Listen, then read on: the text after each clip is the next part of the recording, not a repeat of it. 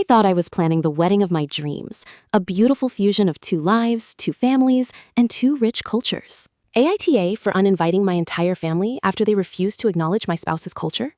Instead, I'm left questioning everything after a massive fight that left my entire family uninvited and my future spouse feeling heartbroken. My spouse, Alex, is from a vibrant country with traditions and customs that are incredibly important to them and their family. I've always been fascinated by their culture and have actively tried to learn and incorporate it into our lives. Alex's parents are wonderful people, and they were so excited for us to get married. My family, however, has always been less than enthusiastic about anything outside their very narrow comfort zone. We decided to have a multi-day wedding celebration. The first day was to be a traditional ceremony reflecting Alex's heritage. I was so excited to wear a traditional outfit Alex's mother helped me pick out, to participate in the rituals, and to finally introduce my family to this integral part of my partner's identity.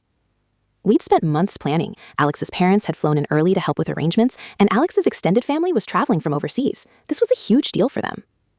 The week leading up to the wedding was a whirlwind of preparations. My parents and some aunts and uncles were in town. From the moment they arrived, I could sense the tension. My mother made passive-aggressive comments about the food, my father rolled his eyes during conversations about the pre-wedding events, and my aunt kept asking when the real wedding was happening. I tried to brush it off, telling myself they were just being their usual curmudgeonly selves and that they'd warm up to it. The main conflict erupted the night before the traditional ceremony. Alex and I were having a final run-through of the evening's events with Alex's parents and a few close friends. My parents and a couple of my aunts and uncles decided to drop by, unannounced. They were clearly there to check things out. As we were explaining a particular dance that is central to Alex's culture, my father loudly declared, "This is all just a bit much, isn't it? When are we going to get to the actual wedding?" My mother chimed in, "Yes, darling, we were hoping for something a little more familiar. This is all very exotic, but it's not really our cup of tea."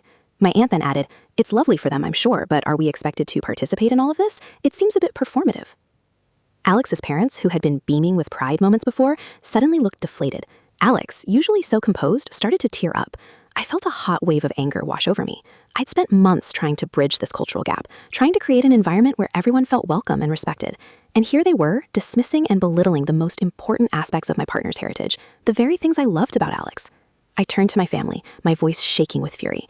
"This is the wedding," I said, my words sharp. "This is a celebration of Alex, of their culture, and of us. If you can't respect that, if you can't even pretend to be interested or supportive, then you don't need to be here." My mother gasped. "How dare you? We're your family."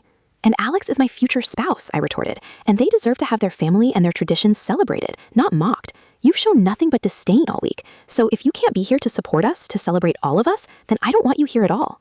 I then proceeded to call the venue and canceled their accommodation, their invitations to the subsequent events, and made it clear they were not welcome at any part of the celebration. The look on their faces was a mixture of shock and outrage, but I stood firm. Alex's parents were stunned, but also incredibly grateful.